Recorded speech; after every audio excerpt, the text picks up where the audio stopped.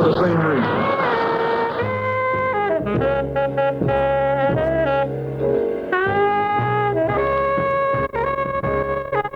America today finds herself in a unique situation. Historically, revolutions are bloody. Oh, yes, they are. They have never had a bloodless revolution or a nonviolent revolution. That don't happen even in Hollywood.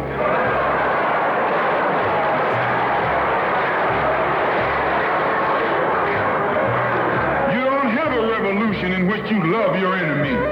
And you don't have a revolution in which you are begging the system of exploitation to integrate you into it. Revolutions overturn systems. Revolutions destroy systems. A revolution is bloody. But America is in a unique position. She's the only country in history in a position actually to become involved in a bloodless revolution.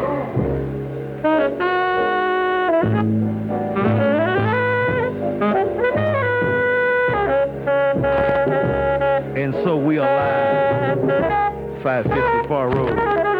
I beat your brother Ralph from Ben Hill, and for the next 3 hours, this is the talk, how you like underground posse.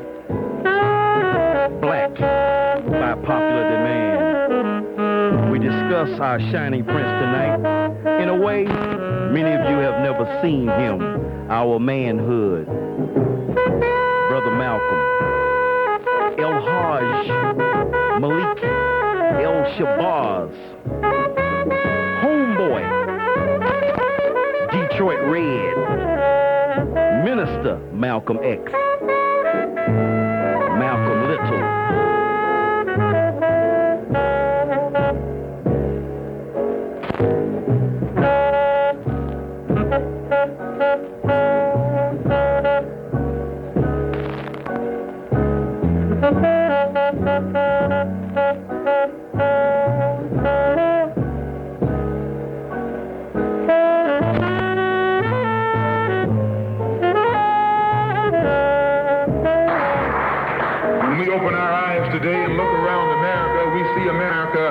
Through the eyes of someone who has enjoyed the fruits of Americanism. We see America through the eyes of someone who has been the victim of Americanism. We don't see any American dream. We've experienced only the American nightmare. We haven't benefited from America's democracy. We've only suffered from America's hypocrisy. And the generation that's coming up now can see it and are not afraid to say it. If you go to jail, so what? If you're black, you were born in jail. 233 WGST is my number. 1-800-FON-WGST. This is the talk, how you like underground posse. As promised, black by popular demand, El Hajj, Malik, El Shabazz. And what's behind X craze? Everybody's got an X on it, you know? Once upon a time, couldn't give you suckers an X. Now you're going to Walmart and Kmart and all these other marts and you're getting your X. Tonight we're going to examine the phenomenon behind the X. I'm going to give you a bird's eye view, an ears shot full of El Hajj, Malik, El Shabazz, the whole Malcolm X story. And invite your calls, 233-WGST, 1-800-FON-WGST. Born May 19th, 1925, in Omaha, Nebraska. I guess that qualifies him as a Midwesterner. A big family, Sister Ella, Brother Earl, Sister Mary, by his father's first marriage. Brother Wilbert, Hilda, Filbert, and then Malcolm, the seventh child, born to his second wife, Louise Little, born in Grenada. She had a white daddy. She was high yellow, and she was destined for the insane asylum, as we will discover later. But Malcolm's father, they say sweet apples don't fall far from the tree. Malcolm's father was a minister, a Baptist minister by the name of Earl Little, a dedicated organizer for Marcus Garvey and the UNIA. That's the Universal Negro Improvement Association. You know, and if you really want to get an inside view of Malcolm X, you don't have to worry about getting it here on the Talk How You Like Underground Posse. You don't have to worry about the movie X coming out in November at a theater near you. Go out and pick up a copy of the autobiography of Malcolm X as told to Alex Haley, the author of Roots. Tonight we're going to take an in-depth examination all the way through until 10 o'clock, setting aside the Democratic Convention. You will be getting 30-30 updates at the bottom of the hour. That means 30 seconds worth of this and 30 seconds worth of that, you know. 233-WGST, 1-800-FON-WGST. We're going to take a quick break, and I'm going to come back to your calls. The number is 233, again, 233-WGST, 1-800-FON-WGST. And the man is Malcolm X. El Hajj Malik El Shabazz, Detroit Red, Homeboy, Satan, the mascot, Icarus, 233-WGST. I got one for you today, buddy. You better crank them tapes up. You better call a friend, tell him Ralph's on. We'll support him so we can use him to lead us astray. Those days are long gone.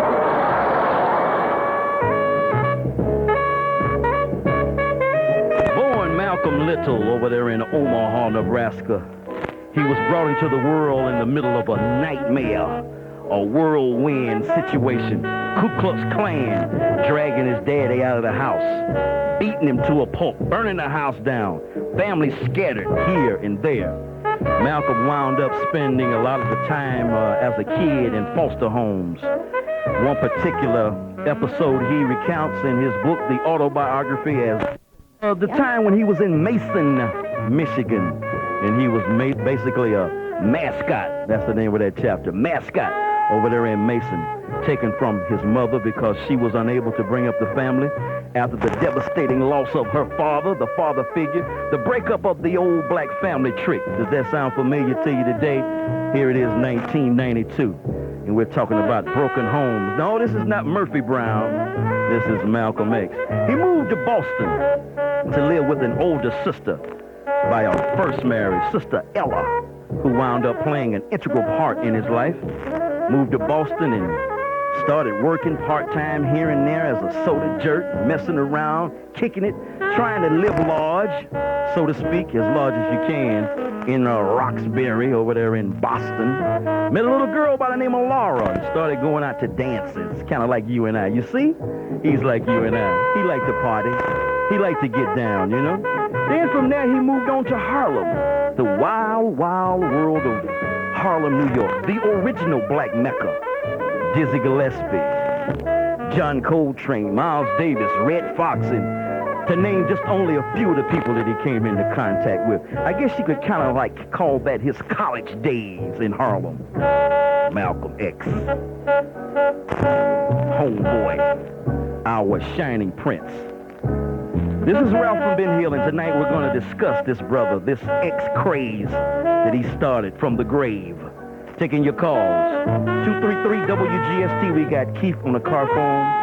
We got Parr in Ben Hill, Steve on the car phone, and Nikki Lee in the bottom.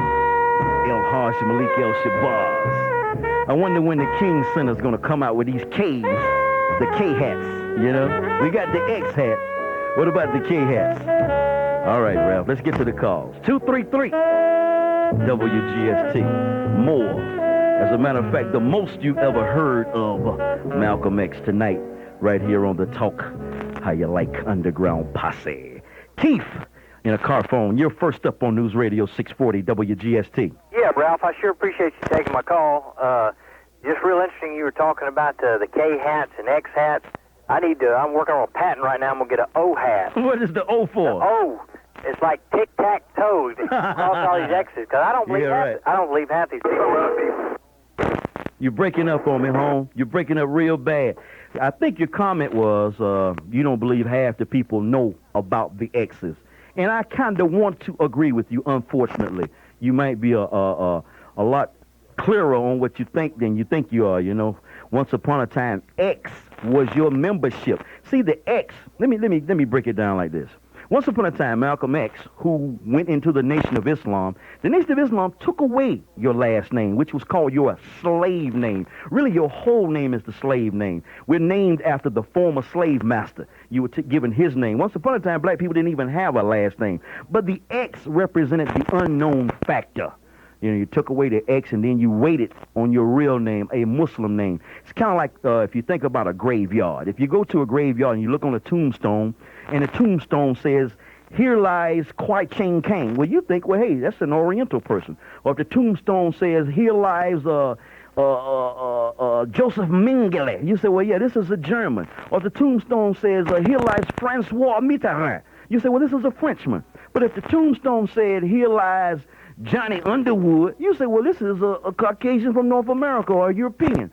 That's why we were the only people who were stripped of our language, heritage, and culture, including our names, and this X stood as the unknown factor to take the place of the new name. Par and Ben Hill, you're on News Radio 640 WGST.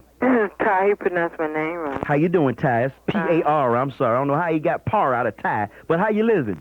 Lord. Good. I would like to say I had the opportunity of meeting Malcolm's ex-wife two years ago in person. Beautiful sister, Betty Shabazz, Dr. Betty Shabazz. I had the opportunity also, Ty, of meeting my godmother's his friends daughter. with her. Where did you meet her?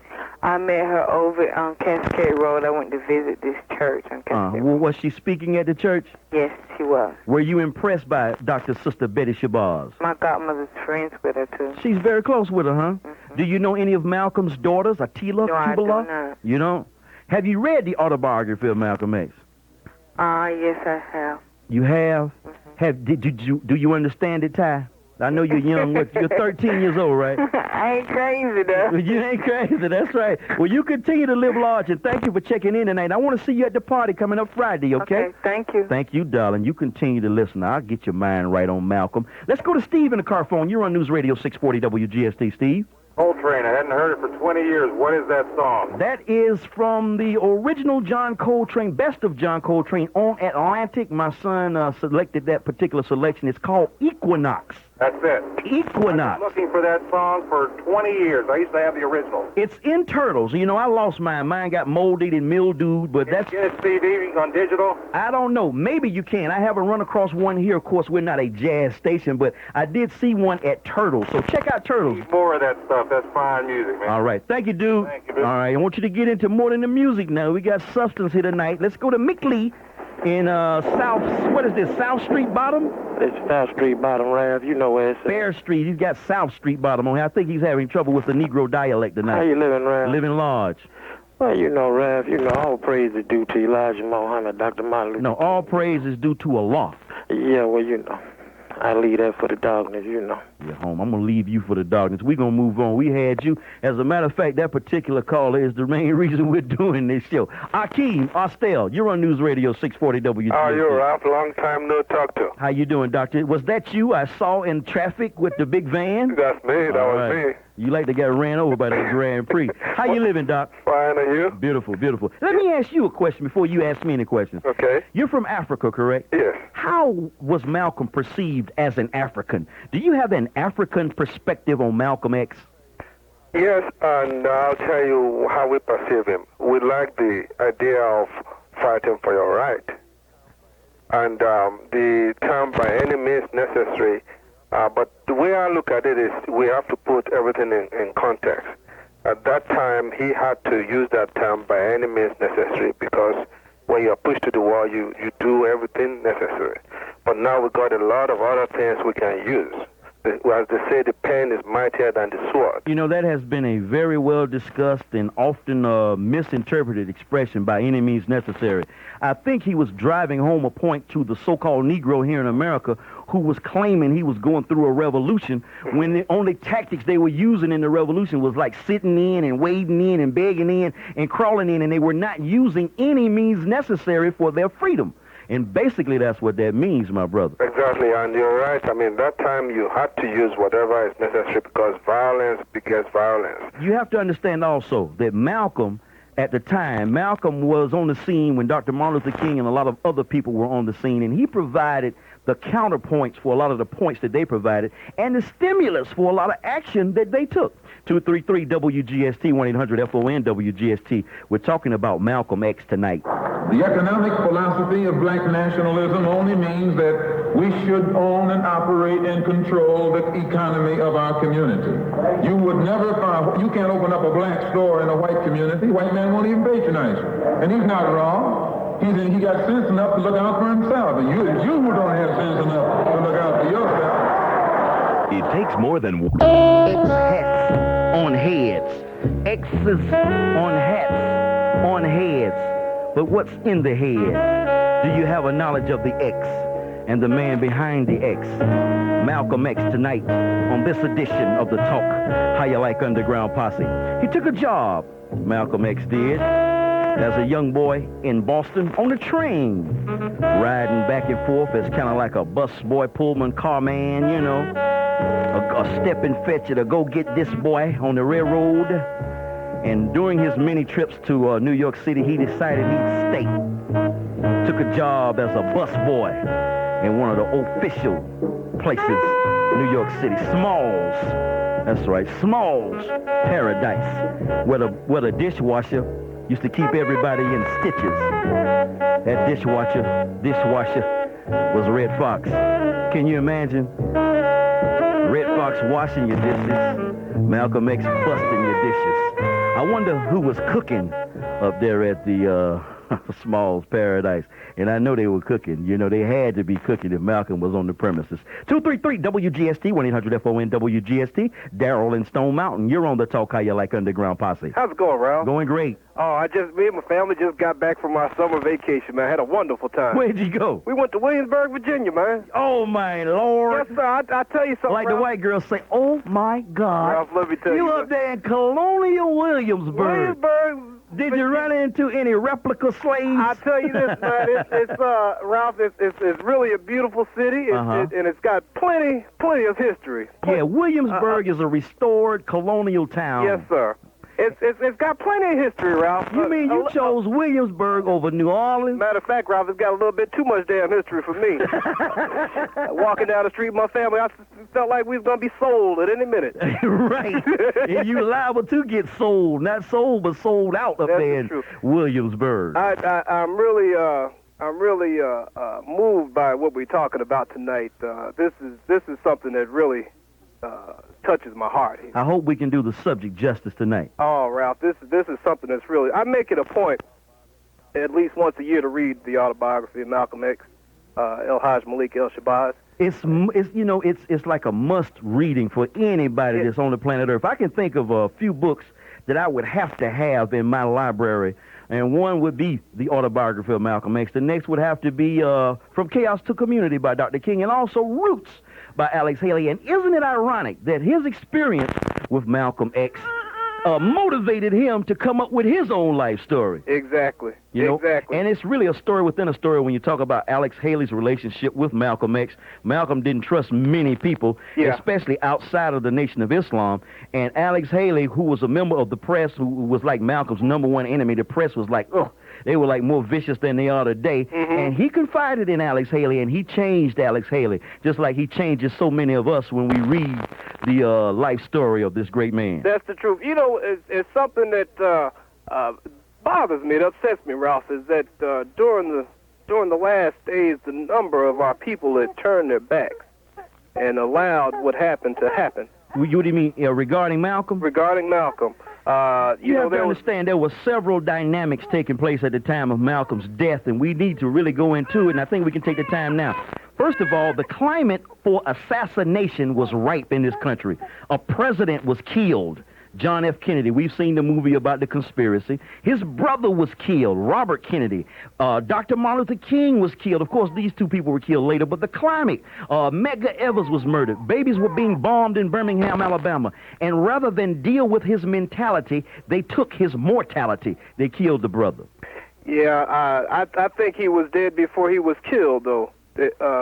you know, we had killed him before he died. You know, we have a habit of eating up our leaders. We eat them alive. Right. You know, we worship them, we immolate them rather than imitating them, and we really cannibalized Malcolm. But hopefully we can digest some of that cannibalization tonight and apply it to our of eating up our leaders. We eat them alive. Right. You know, we worship them, we immolate them rather than imitating them, and we really cannibalized Malcolm. But hopefully we can digest some of that cannibalization tonight and apply it to our everyday life. And I want you to stay tuned and see how true so much of what I've got here for you, what he said, rings true today. It's like I got some cuts here where he's talking about the Democrats and the Dixiecrats and a president from Texas. And I said to myself, the ballot of the bullet. Yeah, I'm saying to myself, oh my God, he's talking about a president from Texas that's nothing but a segregationist. And here we are, 30 years later, with the same thing. That's the truth. My brother, we got to take a quick break, but I appreciate your input tonight. Right. And I'll see you Wednesday, okay? Very, very good. All right, good. Let's see you Wednesday. Bring them little babies and things with you.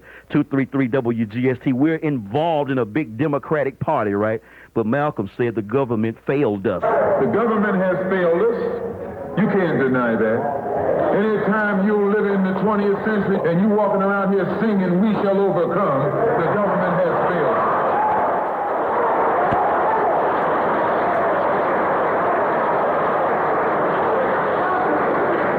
This is part of what's wrong with you. You do too much singing.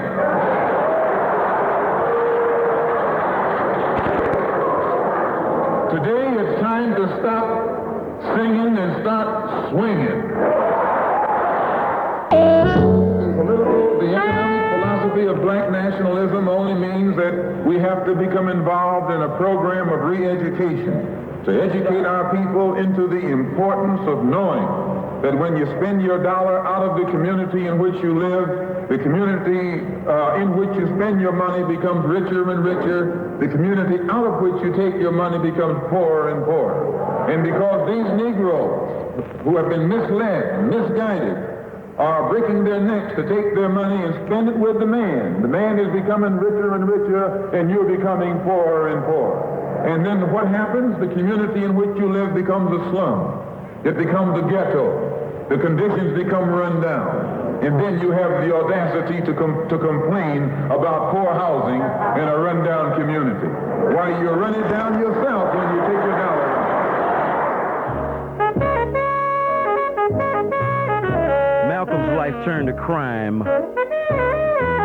Frustrated, underemployed, stymied and stifled and undereducated, living on the streets of New York City, drugs and sins of the flesh took hold. And of course, in his autobiography, he states on page 150, I want to say before I go on that I've never previously told anyone my sorry past in detail. I haven't done it now to sound as though I might be proud of how bad, how evil I was. But people are always speculating, why am I as I am? To understand this, any person, you know, you got to understand his whole life from his birth. Everything must be reviewed.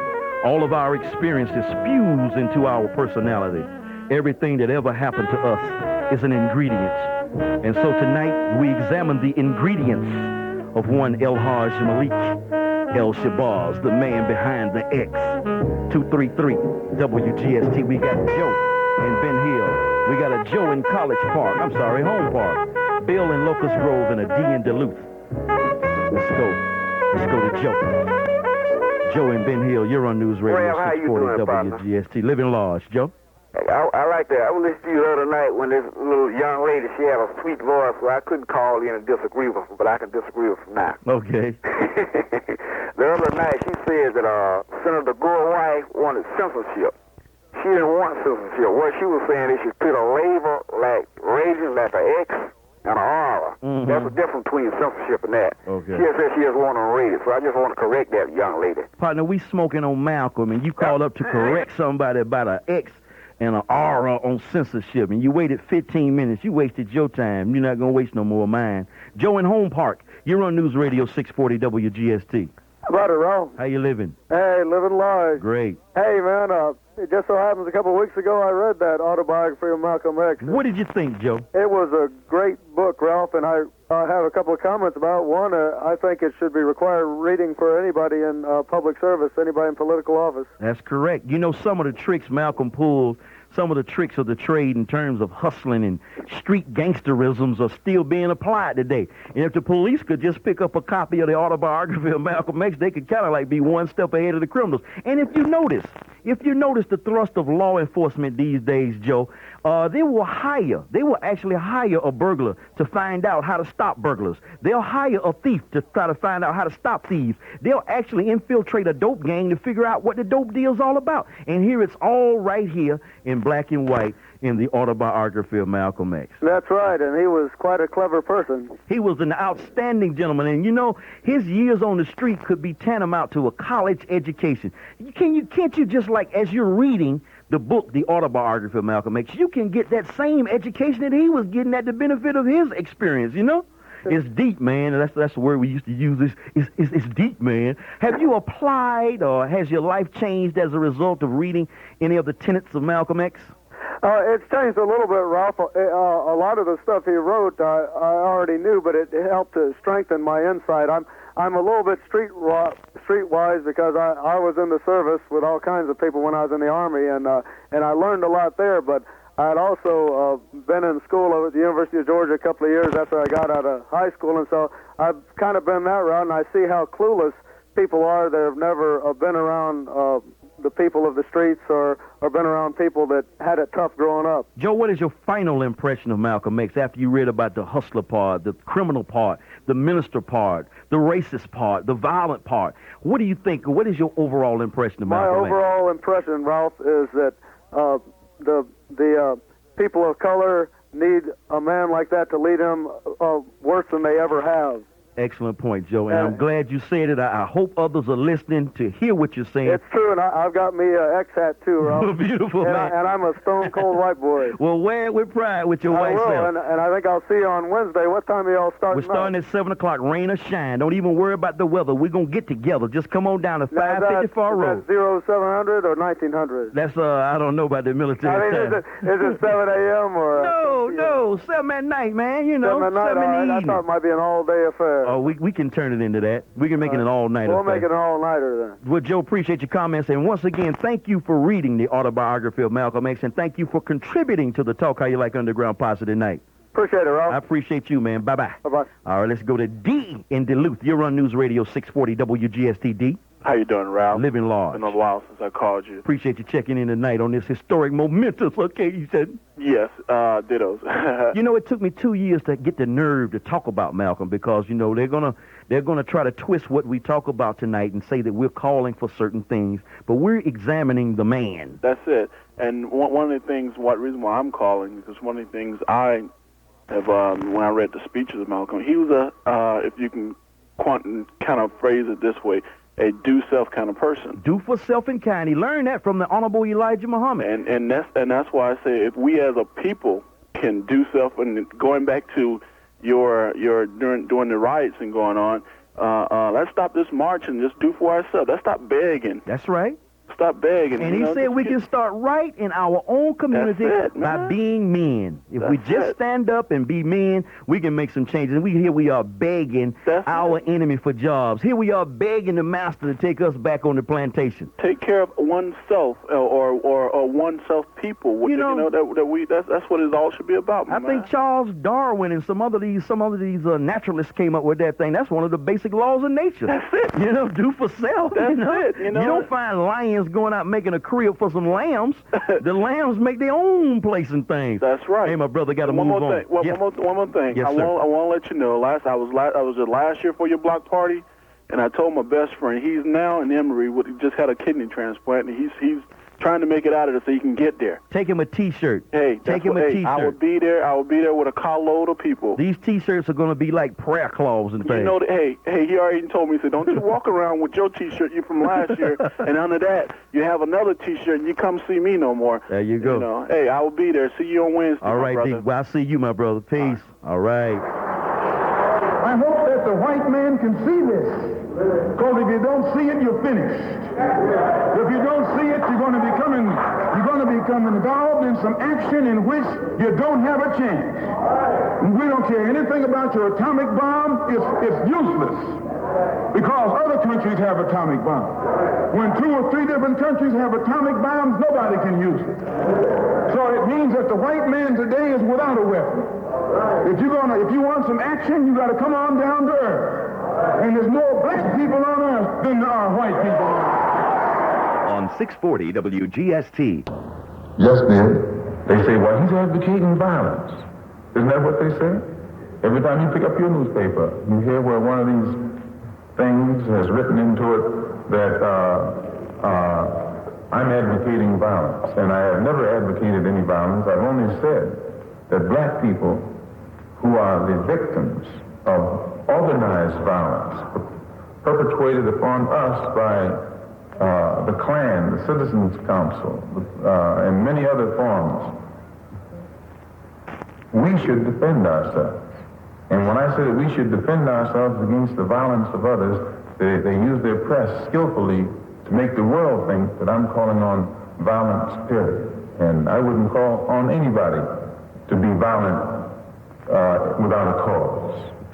But I think the black man in this country, above and beyond people all over the world, will be more justified when he stands up and starts to protect himself, no matter how many necks he has to break and heads he has to crack.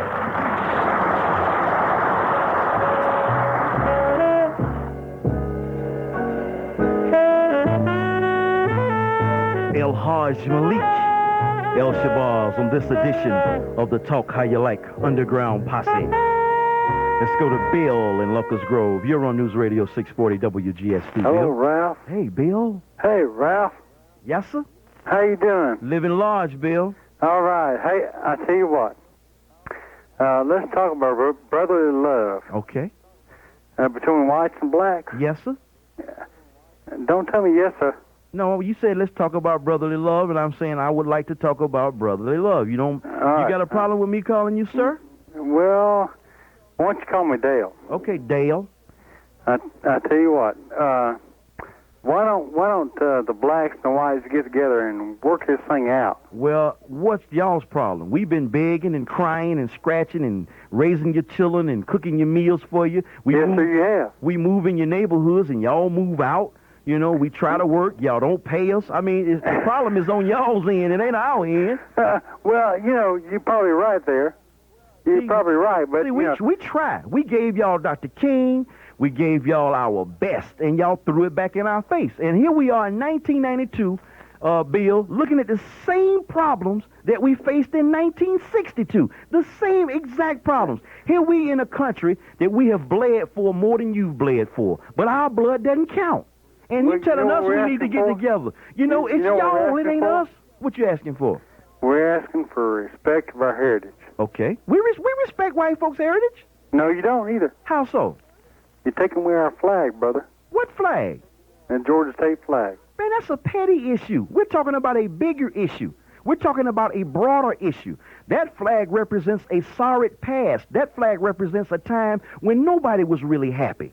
You all were happy that you all had broken away, but that's like a moot issue. The point that we're trying to get over is a broader point, a worldwide community. How can we get together? You know what it was? What was it? What it was everybody was happy then. No, my grandparents weren't happy. No slave is happy, believe me. Nobody is happy being beat, being sold, being put into bondage. That's the northern point of view, my friend.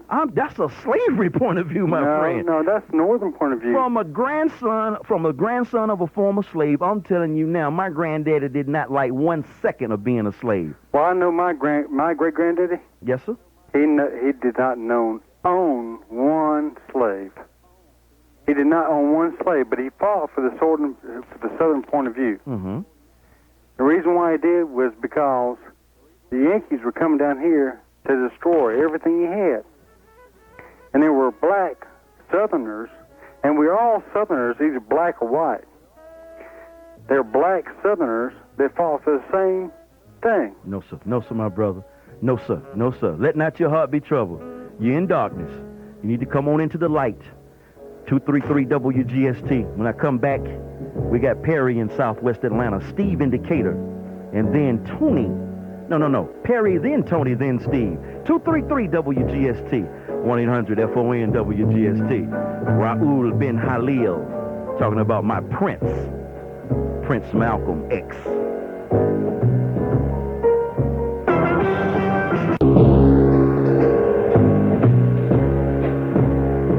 Malcolm X. El Hajj Malik Shabazz.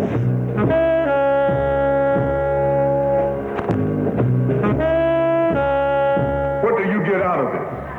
The Democrats have been in Washington, D.C. only because of the Negro vote. They've been down there 4 years. And all other legislation they wanted to bring up, they brought it up and gotten it out of the way, and now they bring up you. And now they bring up you. You put them first, and they put you last. Because you're a chump.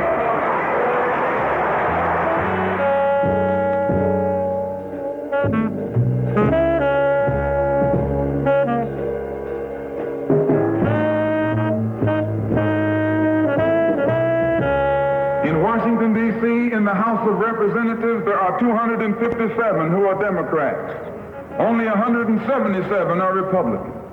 In the Senate, there are 67 Democrats. Only 33 are Republicans. The party that you backed controls 2/3 of the House of Representatives in the Senate, and still they can't keep their promise to you because you're a chump.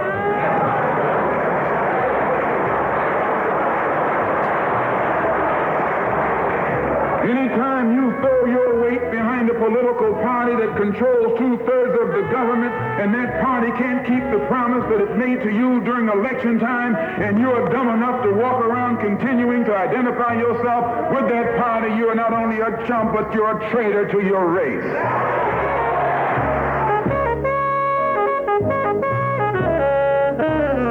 A life of crime, New York City style, marijuana, cocaine, heroin, and white women landed Malcolm X in jail. A normal stretch would have been 2 years, but he was caught in a burglary ring involving white girls, and that got him a little more time. While in jail, he was exposed to the teachings of the Honorable Elijah Muhammad, little man from Sandersville, Georgia, teaching Islam American style. He converted this evil convict, so evil he was known as Satan while he was in jail. El Hajj Malik Shabazz corresponded on a daily basis with the Honorable Elijah Muhammad. And after being released from jail, he was hired through his connections with the Nation of Islam in Detroit.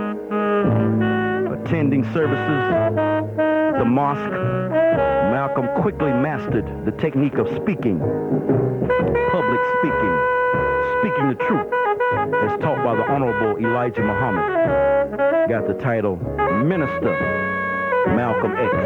Taking your calls here at News Radio 640 WGST as we continue to examine the life, the times of our shining prince, Malcolm X. Let's get back to the phones, Ralph. Perry, Southwest Atlanta, thank you for being patient. You're live on News Radio 640 WGST. Well, thank you, Ralph, and good evening. Good evening to you, bud. Just listening at some of the quotes you're playing there from Malcolm X, I can almost pick up a little street talk in a lot of his sayings. His education was from the streets. That's true. And I read his autobiography, and it had a positive impression on my life. And, during the part where he was in prison, this brother's, deep desire and search for knowledge and truth was amazing to me. You know, he wore his eyes out. He got a pair of those government-issued glasses in the penitentiary, and they stayed with him for the rest of his life. He used to read the dictionary front to back. He explored the law library. At lights out, he would sit in the corner of his cell wherever he could find some moonlight or some light coming from the cell block, and he would read everything that he could get his hands on. That's true. He had an energy and an appetite for knowledge that really, I don't see a black leader nowadays. I don't see anybody on the scene with the exception of maybe Farrakhan and a couple of others, Calvin Butts, and maybe a couple of others out there. He was always in his knowledge of the world impressed me also. He was not just of the world, he was in it. He knew about America, he knew about Latin America, he knew about Africa, and of course he knew about Europe. Dynamic. But you know, another thing I sort of believe and got the impression was that Elijah Muhammad became a little jealous and intimidated by Malcolm's popularity and acceptance. That was kind of like a misnomer. Elijah Muhammad himself had suffered several tragedies in terms of his teaching Islam here in America. He was jailed for evading the draft. He served time and he had to run out of town, in and out of town because of his teachings. But what happened, Honorable Elijah Muhammad had asthma. He had a health problem. It might have been emphysema. I'm not sure what the medical diagnosis was, but he couldn't speak well. And he didn't come over well in public. Malcolm X was a tall, reddish Negro with a very striking, handsome face. And he had a dynamic voice and a delivery to go with it. And he would mesmerize the people. If you have the opportunity to pick up some of Malcolm's tapes and compare them with some of Dr. King's eloquence, it's difficult to choose between who might have been the toughest in terms of their delivery and the content of their delivery. Well, that wouldn't be a hard choice. Not at all. You know, Malcolm, the way he talked and the way he brought his message was on a level that anybody could understand and appreciate.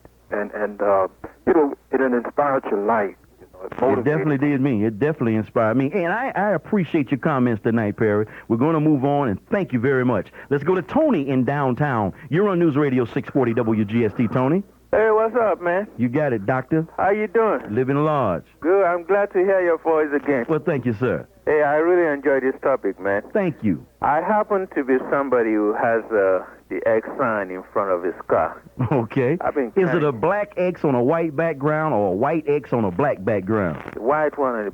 That's the one that I got. It doesn't, man, as long as it is X. Okay. You know, I want to tell you something, you know.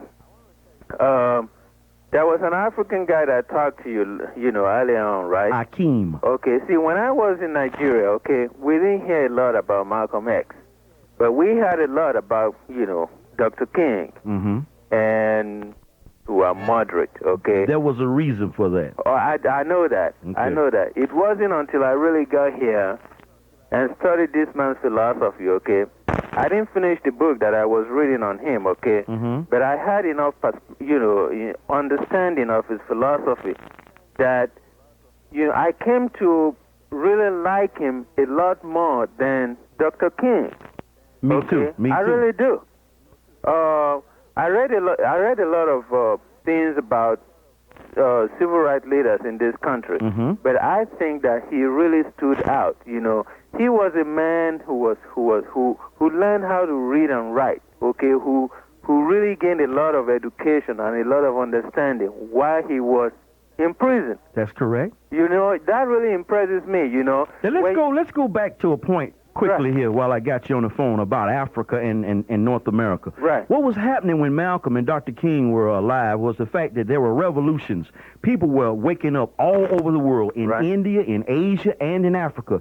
Nations that had been colonized, nations that had been oppressed, had a common enemy. They came together in the Berdon conference, and they got together and realized they had a common enemy, a common oppressor. And the revolution outside of the white man's house here in America was a violent revolution. No revolution, no nation in Africa, Asia, or India got their freedom through nonviolence. And the white man was concerned about a revolution taking place in his house, so he picked and made a leader. He picked that leader. He made him creditable among the people. He publicized and promoted that leader, and that leader was Dr. King. And Dr. King's method of struggle was within the confines of the people that he was struggling against. In other words, the oppressor laid down the ground rules for Dr. King and say, y'all be nonviolent. So as a result, everybody else, including Cuba, had a revolution, and we had a movement. And I really that's kind of like what you have when you go to the bathroom. You have a movement. You don't have a revolution, you know. You have a movement, and that's what we had. And you know what movements are full of, and that's what ours was. And let me tell you something, right? And I still believe that there has been so much emphasis on nonviolence that right now in this country, that is why we still have the same situation that we have in 1992 that we had in 1962. That's correct. Okay, because if people have really risen up and they have really, been overwhelmed by the spirit of revolution, I mean, I'm talking about real revolution. Yes. I believe that a lot of changes will have taken place by now. Yes, sir. Well, we're seeing revolution in South Africa. It's slow in coming, but it will come, my brother. They're not joining hands singing, "We shall overcome." They're not busy singing. They're so busy swinging. Hey, appreciate your call, Tony. Thank you, man. All right, my brother. We're going to take a real quick break. 233 WGST. Tony's line is available. Why don't you check in? I say, and I say it again, you got a president who's nothing but a Southern segregationist.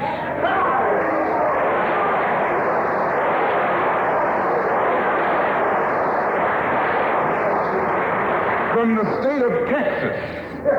They'll lynch you in Texas as quick as they'll lynch you in Mississippi. Only in Texas, they lynch you with a Texas accent. In Mississippi, they lynch you with a Mississippi accent. This is Skip Carey for the Skip Carey Report on... And black. Yes, but Malcolm was very, very politically correct, my friend. Very politically correct. Let not your heart be troubled. Captain Pierre, downtown. You're on News Radio 640 WGST. Assalamu alaikum, Ralph. Wa alaikum salam. We got a serious hum, so I'm going to let you go ahead and get quick with it. Okay, well, I just wanted to say that the seed is being planted, for the X theory. When you mentioned kids wearing the X hats, I think it's just a start as to where we're going. I mean, we lived the King curriculum, now we're on our way to living the X curriculum. And I think that's only the natural course, my brother. That's right, because what really opened my eyes, I just left the Virgin Islands. Yes, sir. Which one? St. Thomas. Okay. And, that's basically a shopping mall. Basically. Yeah. I honeymooned on St. Croix, Frederickstead and Christianstead. We were like a hop, skip, and a jump away, but broke. Yeah, I stopped through there, too. Too broke to go to St. Thomas, but we had a good time with $20 or $30, Yeah, How is the awareness in the islands? It was the same, Ralph. It opened my eyes. I went with a native, and it was a school there, a middle school. Yes. And had fresh paint with Malcolm X. They had an expression when I was down in St. Croix, up, stay up, man. And up was a kind of like a thing away from Marcus Garvey's expression. He used to say, up you mighty nation. Up you mighty race, you can accomplish what you will. So they would always give you the first finger and say, up, man, stay up. Right. Correct. Education. Correct. Religious values. Right, exactly. Correct. So it goes to the point that we shouldn't necessarily degrade the differences in people, and we are Americans, and we have to go beyond that. Now, he has a comment about that particular point, being Americans. It's kind of like, I wish I had the exact cut where he was talking about it, but it's kind of like being at a banquet, and we're calling ourselves diners. Right. And everybody's got a plate with food on it, but our plate doesn't have any food on it. And Malcolm alludes to the point that we can't be considered diners unless we're allowed to dine. And when we talk about America and democracy, he says we haven't been the beneficiary of anything American. We have been the recipient or the victim of America. We have been the victim of hypocrisy disguised as democracy. We look at the efforts that our president will put forth over in Kuwait, the efforts they'll put forth in trying to establish freedom in South Vietnam, but he cannot establish freedom in Alabama or South Atlanta. You see what I'm saying? That's the brother was deep, man. You just can't take a piece of Malcolm. No, you're right. That's right. And I agree with everything that the brother said, the gentleman said before the break. But one thing that I disagree with him is that knowledge did not begin with the Greeks, and Greeks... the Greeks were thieves. Exactly. They were thieves and students of thieves. When you say, well, I mean, we need to understand, Right. where it all started from. Yes, you sir. know, and That has to and do- understand our differences. Should not be divisive. That's correct. He said we should put aside our differences and come together with what we That's have in right. common. Malcolm said we have a common enemy, a common oppressor, and we have common problems, and that's what brings us together, not our differences, but what we have in common. That's right. Excellent point, my brother. Got a kick. Thank you. Got a roll. All right. Appreciate your call, and thank you for holding. Got to take a real quick break and come back to Keith in Smyrna. He's been on hold. Look at my computer. 15 minutes. We got Skip. Berdon, I guess that's how you pronounce the name. 233 WGST. No, Malcolm was not the kind of brother that would say the things that you like, I'm not the kind of person who come here to say what you like. Hello, Atlanta. This is Larry King in Washington. WGST. The saga continues. Malcolm X on the Talk How You Like Underground Posse. Let's go to the board. We got Keith in Smyrna. Keith, you're on News Radio 640 WGST. Hi, how you doing? Living large, Keith. Okay. What I'd like to point out is I find it very, very peculiar that a lot of your conservatives, such as Neil Bortz or Rush Limbaugh, don't actually embrace Malcolm, because if they would take the time to find out what Malcolm is all about, he's really talking about a lot of the things that they're pushing. Correct. Such as economic independence, strong morals, etc. Correct. And I'd just like you to speak to that, and why is it that they just won't take the time to find out what this brother is all about? Well, what it is, it's kind of like opening a can of worms. It's kind of like opening Pandora's box. If they embrace certain tenets of Malcolm X, it's kind of like they're endorsing him. And if they make that full-scale endorsement, they border on being, too open and too truthful with the real deal. Let me give you an example.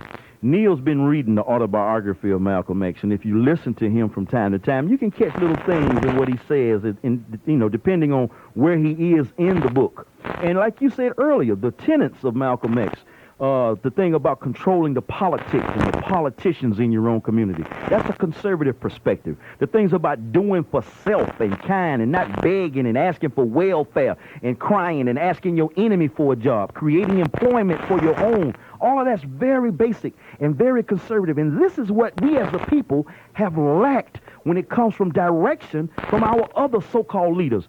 They've been joining hands and singing "We Shall Overcome" and bringing us into the promised land without a program. Here we're reviewing the man and the program. And when these conservatives open Pandora's box, when they open this can of worms and the worms start to crawling around and start to getting out, and they say, well, I like that worm, but I don't like that worm. Let's put that worm back. Let's put it, they can't do it. And it's kind of like a genie when he comes out of the lamp. Once you rub it, my brother, he's there. He's there. Good point, though, man. Good point. I hope I did the point justice. Let's go to Berdon in the rain on the payphone. I apologize, my brother. All right. How are you, Rob? Living large. Assalamu alaikum. Wa alaikum assalam, Akeem. I'm in the rain. Can you hear me? Yes, I can hear you very well. Very good. I just stopped by to call you to let you know that you're having a great show. Well, thank you. So please keep this tape in your portfolio. I will. This is hey, man, I've been here. You won't believe it. And I got to send a shout-out to my main man, Memphis Sharif, out there in Greenbrier. I was out there eating, and he shot me a tape, man. It was called The Truth, and I've been listening to the tape all weekend. I couldn't sleep last night. I was kind of like a kid getting ready to go to Six Flags. I have been here since 1:30 in the control room over there making everybody mad, getting cuts and bits and pieces of Malcolm. I wish I could just sit down and put the tape on and let it play for like 2 hours. But the way we can dissect it and digest it, it's better that we do it like this, man, It's great. It's great, Ralph. It's kind of like a Malcolm snack, Because if we get a full meal, man, we might overdose. I know. Ralph, you agree with me that there are two major things that changed Malcolm's life. Okay, two major things that changed Malcolm's life. I'm going to agree with you if you're correct. Let me hear your two. First thing is the jail that he went to. Jail changed his life. And the second thing is the fact that he traveled abroad. Okay, I would have to put the Honorable Elijah Muhammad in there. I'd have to give him credit for that. He did change Malcolm's life while he was in jail. And his travel abroad did change him. That's part of jail. Okay, I'll agree with you on those two. Now, he was also saying in this book that all of his experiences make the total person. We just can't take the two. It's like a meal. You can't just say, well, I like the butter beans and the cabbage. You got to say something about the prime rib, and everything else. But if you examine his whole life in totality, you will see two highlights on his prison time and his time in the Middle East. That's correct. And also in Africa. That's very important. yeah, no question. Let me disagree with my honorable brother that called earlier, Tony, I think. Okay. I read about Malcolm X over 20 years ago. In Nigeria? Of course. Okay. I mean, you know, I try to disagree with him. I mean, we heard about MLK, and so did we heard about Malcolm X. Right. You know, it's great. I love your show. I'm going to get out of the rain. Okay, my brother. Thank you for calling. Soldier, my brother. 233 WGST. His line is open. This is your opportunity to talk how you like. And the first thing the cracker does when he comes in power, he takes all the Negro leaders and invites them for a coffee to show that he's all right. And those Uncle Toms can't pass up the coffee. Oh, I say, you've been misled. You've been had. You've been took. That's my favorite line. No, I say, you've been misled.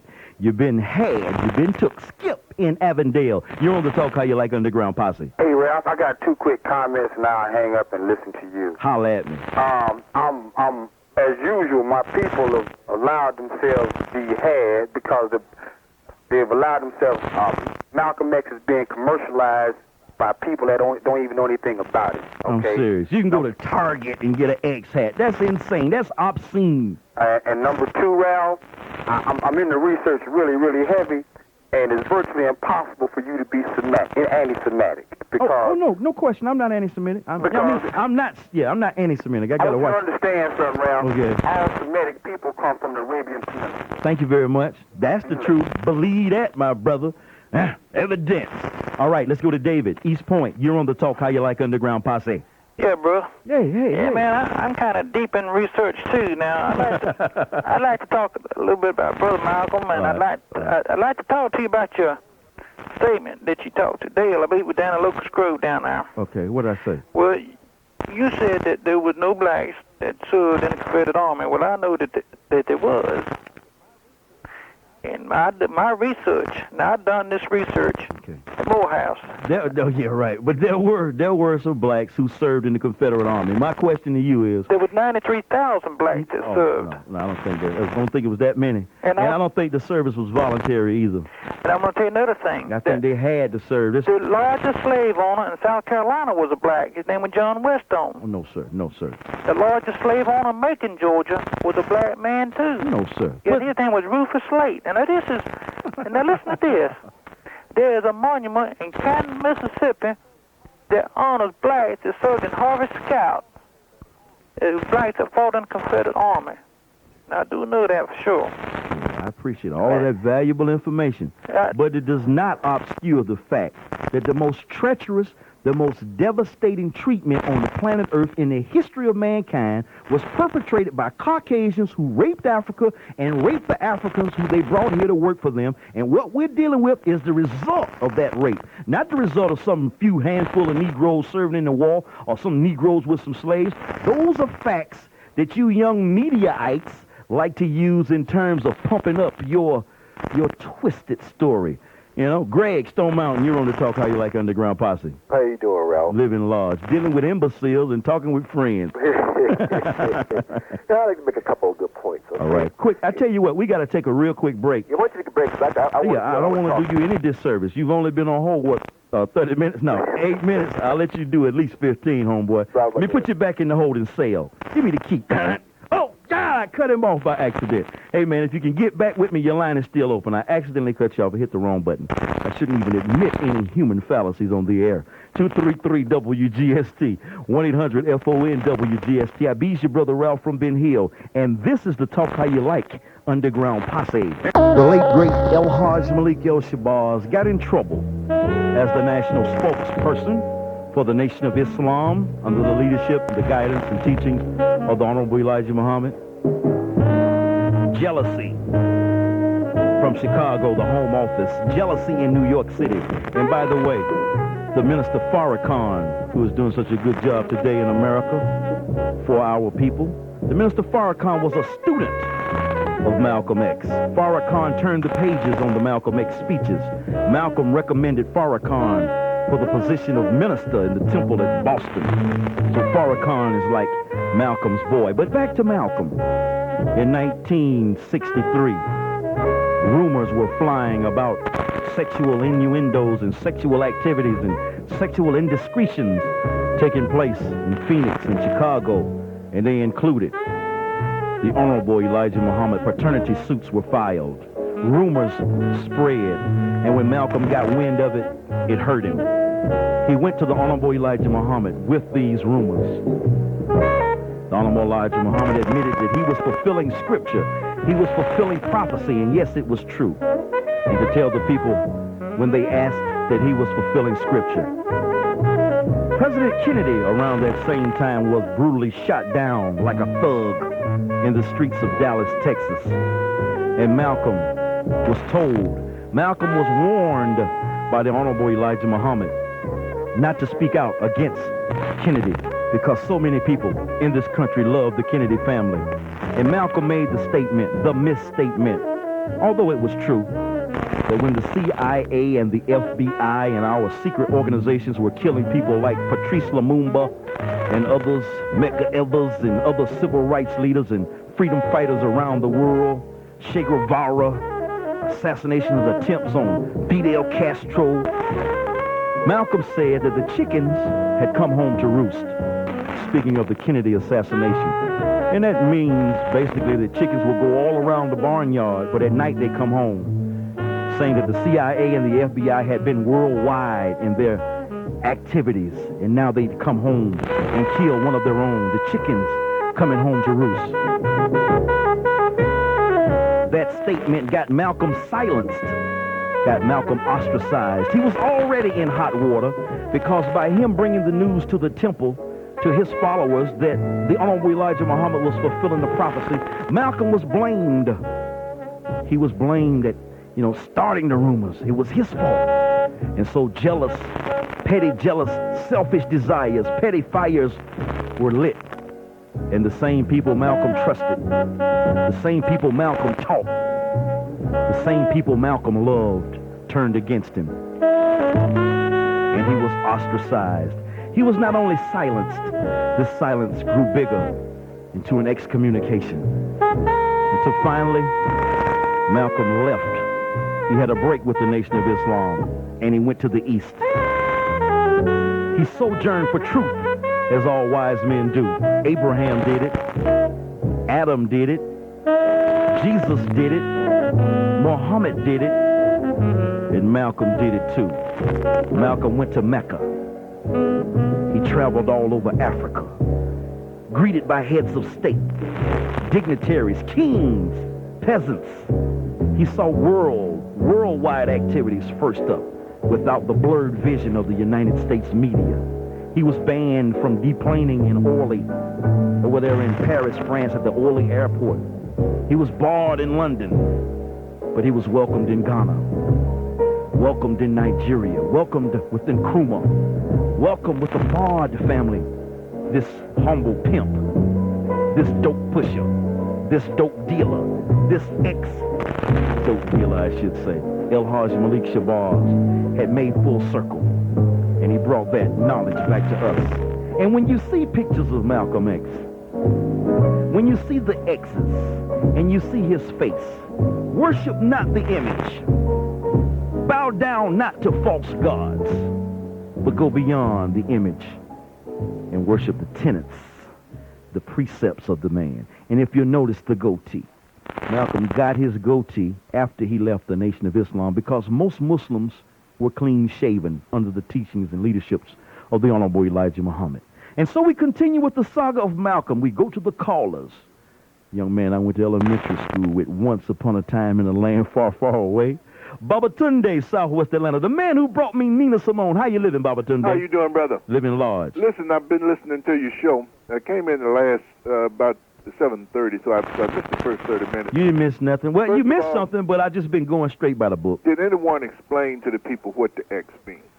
I tried, but let's let you do it. Okay, as a follower of that was a follower of the Honorable Elijah Muhammad. We call that the first resurrection. And well, you can only rise one time. Okay. Yeah. Right. And Okay. unless the second resurrection show you something greater than the first, then it's only been one. Okay. So. Okay.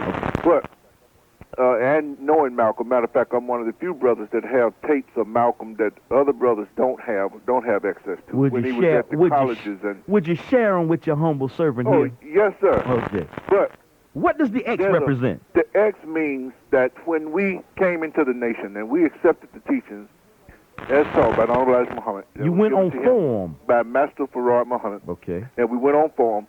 We put the X, meaning unknown, which we canceled out our slave name. Okay. And that the X was to be replaced when you got your Arabic name or your holy name. Okay. And only the Honorable Elijah Muhammad could give you that name. At that time. At that the Honorable Elijah Muhammad gave us our name. Okay. So Malcolm. So consequently, you have like Eddie 2X, Malcolm X, or James 7X, Right. or Frank 10X. Malcolm was the first Malcolm where he came into the temple. So That's had why an he was X. Malcolm X. The next Malcolm was Malcolm 2X. Malcolm 2X. Okay. Okay. Now, at that time, the white folks were trying to find out how many Muslims were on the roll also. And that was a way of disguising the numbers in terms of who all was following the Honorable Elijah that was Muhammad. top secret. Top secret. And one statement I heard made tonight, which is totally wrong, is that the Honorable Elijah Muhammad was jealous of Malcolm X. No, I said the jealousy came from The Honorable Chicago. Elijah Muhammad loved Malcolm like a son. more than he loved his son. Matter of fact, Malcolm was probably more true to him than Wallace D. Muhammad. And I was in Chicago when Wallace was in such bad standing with the temple that you couldn't even say his name in the temple. You got time. He was excommunicated. Yes, sir. He was a cab driver smoking reefer once upon a time, and he had been studying Quran, and he strayed away from his father's direction, and he was excommunicated. Right. And exile. What did y'all call it? What was the term for it? Well, you just got time out the temple. Okay, time out. You got okay. time out the temple. And you could not associate with other Muslims. No, we couldn't associate with brothers that was had time out the temple. Okay. And it was Wallace who begged to come back in the temple. Let me ask you about some of the Muslim brothers while I got you, and we got others I need to talk to. Some of the old brothers that I met once upon a time. Whatever happened to Rahman, Minister Rahman? He's with Brother Minister Louis Farrakhan. Fiery Brother Rahman. He was also a bodyguard for Muhammad Ali once upon a time. Yes, sir. And Malcolm X was the confidant and advisor for Muhammad Ali when he first fought Sonny Liston down in Miami, Florida. Well, when he was in training in Miami, Florida. Whatever happened to Brother James? Which James? The captain. Used to be the captain of the Fruit of Islam. He's up in Chicago. What about Freddie? Old Freddie used to have that smile. He was the #1 Muhammad Speak salesman in Atlanta. Now, I'm not sure about Freddie because I was up in Chicago. I was one of the brothers. I used to, one of the only brothers that was allowed to go to the messengers, the palace, the messenger's house. Palace. What about one other brother I want to ask you? His name used to be, his slave name was Lonnie Cross. He was a professor of mathematics. He's over at Atlanta University now. He's one of the top back at AU mathematicians in the country. I know I used to go to the temple when I was living in Washington, D.C., Mosque number 4. Right. His name was Dr. Lonnie Shabazz then. Right. Strong, dark-skinned, very beautiful brother. Right. He's one of the top mathematicians in the country. Yes, sir. So he's a scientist back at AU. Another thing that was said that was not really true is when the Muhammad Speaks paper came about. Muhammad Speaks was in the Pittsburgh Courier. Okay. And that's what really made that paper a nationwide. Pittsburgh Courier already had the circulation. That's correct. And when the owner of the Pittsburgh Courier got on radio with Malcolm X, a radio show, and he criticized the Muslims and made a lot of derogatory statements. So the messenger told Malcolm, put him in charge of getting the Muslims their own paper.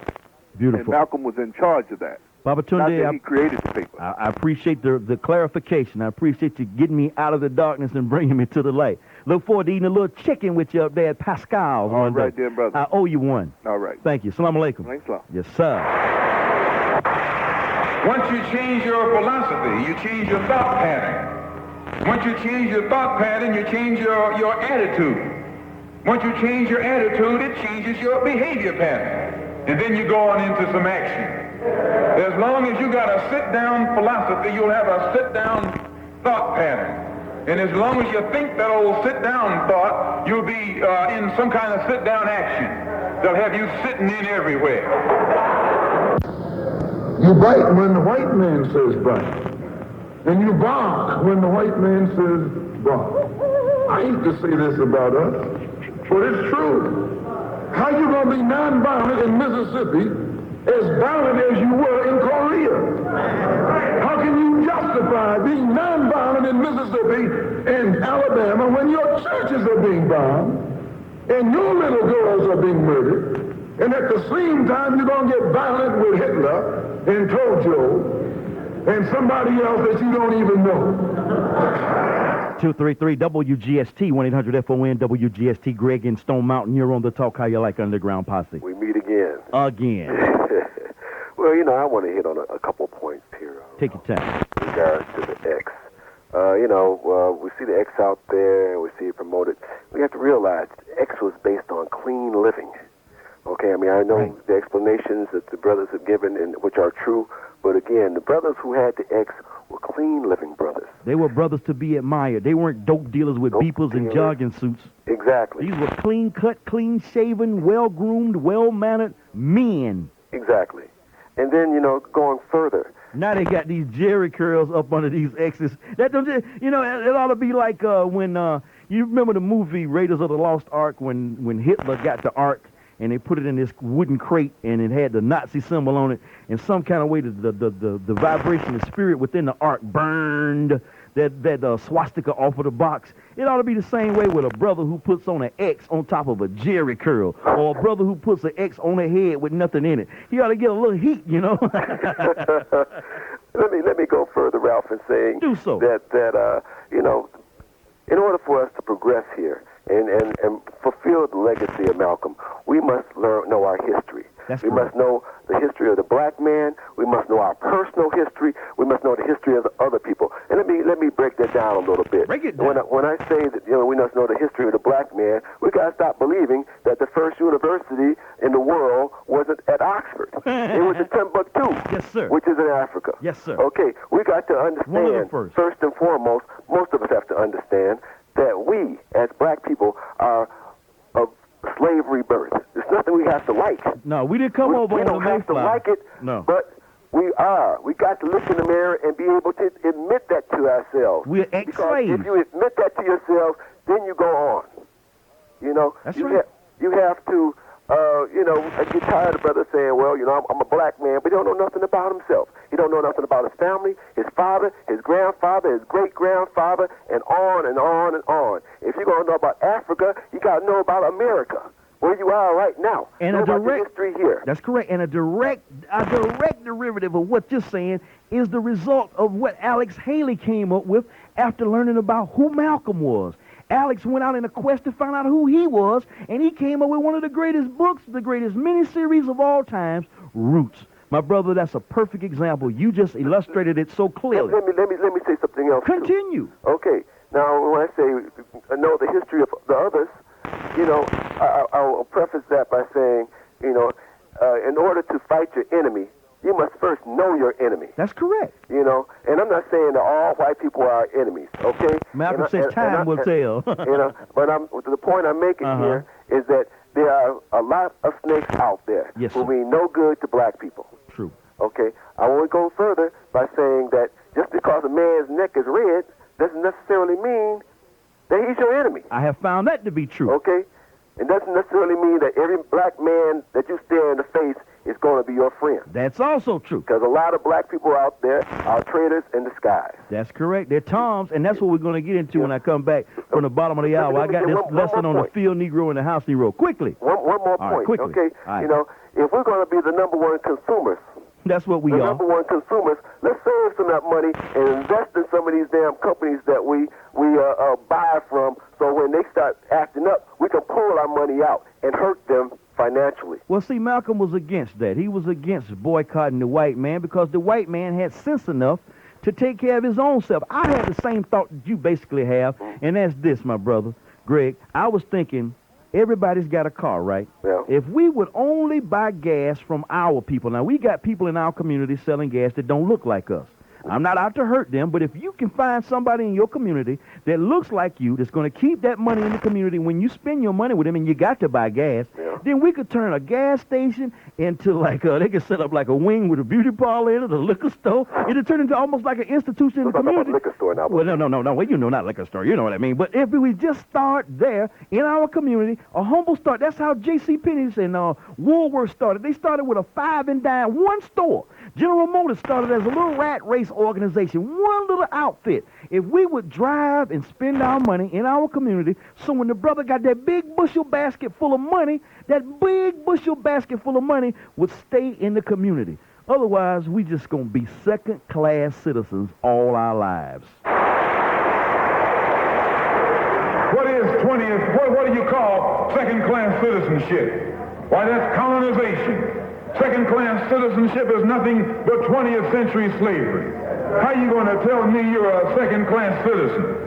They don't have second-class citizenship in any other government on this earth. They just have slaves and people who are free. Well, this country is a hypocrite. They try and make you think they set you free by calling you a second-class citizen. No, you're nothing but a 20th century slave. Hi, I'm Keith Callan, and I'll report on traffic for you on News Radio 640 WGST. I'm often asked about my work, and the answer is easy. I love it.